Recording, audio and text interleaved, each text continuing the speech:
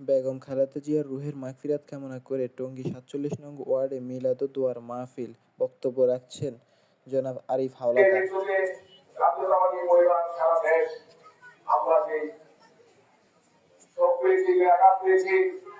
আমরা এই শোককে শক্তিতে রূপান্তরিত করে আগামী 22 ফেব্রুয়ারি জাতীয় সংসদের নির্বাচন, সেই নির্বাচনে আমাদের যে ভোটযুদ্ধ, সেই ভোটযুদ্ধে আমাদের প্রিয় নেতা বিএনপির চেয়ারম্যান জনাব তারেক রহমান গাজীপুর 2 আসনে তাদের প্রতীক আমাদের আরেক প্রিয় নেতা সাবেক মন্ত্রী, সাবেক এমপি, সাবেক মেয়র, বিএনপির সাবেক ভাইস চেয়ারম্যান অধ্যাপক মান্নান সাহেবের সুযোগ্য সন্তান গাজীপুর মহানগর বিএনপি বিপ্লবী সাধারণ সম্পাদক তরুণ নেতৃত্ব এম মঞ্জুরুল করিম রনি সাহেবের হাতে তুলে দিচ্ছে। আমরা বিগত দিনে বাংলাদেশ জাতীয়তাবাদী দলের যে উন্নয়ন করেছে, আমাদের নেতা অধ্যাপক মান্নান সাহেব গাজীপুরে যে উন্নয়ন করেছে,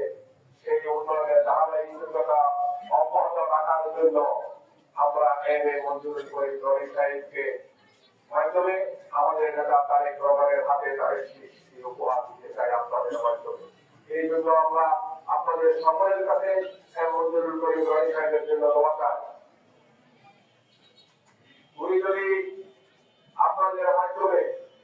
আমরা তারেক রহমানের হাতে তাদের সৃষ্টি উপহার দিতে পারি, এই এলাকার যে সমস্ত উন্নয়নগুলি আছে আমাদের নেতৃত্বের মাধ্যমে আমরা সেই উন্নয়নের ধারাকে অব্যাহত রাখবো ইনশাআল্লাহ। আমারও আজকের এই অনুষ্ঠানে যারা বিরাট এবং অনুষ্ঠানে যারা উপস্থিত হয়েছেন তাদের কাছে কৃতজ্ঞতা প্রকাশ করে নেতৃত্বের জন্য এবং সরকারের জন্য আমার দোয়া থেকে আমাদের নেতা অধ্যাপক মান্নান সাহেবের সুযোগ্য সন্তান মঞ্জুর করে গণেশ সাহেবের জন্য দোয়া পেয়ে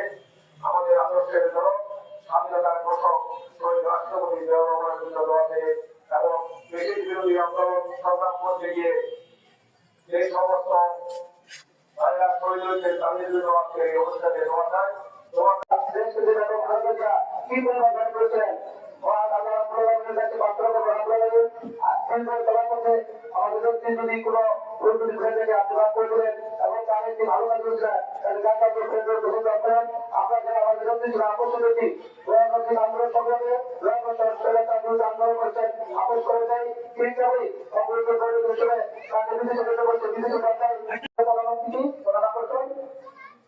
জাতীয় কেন্দ্রীয় সরকারের অন্যতম নবমন্ত্রী টঙ্গী সরকারি কলেজের সাবেক ডিএস গাজীপুর মহানগর স্বেচ্ছাসেবক দলের সাবেক সভাপতি জননেতা আলিমুদ্দিন আলাদার আমাদের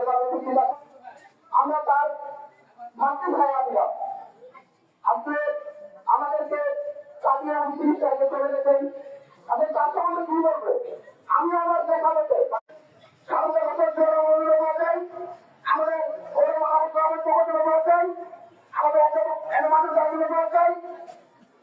এবং বাংলাদেশের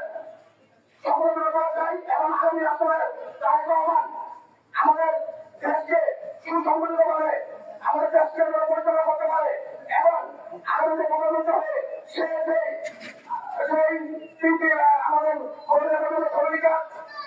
কৃষিকাজ সেগুলো বাস্তবায়ন করতে পারে সেভাবে আমি সন্তুষ্ট করতেছি।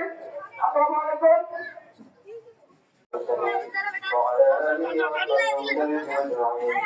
اللهم يا رب لك الحمد كما ينبغي لجلال وجهك العظيم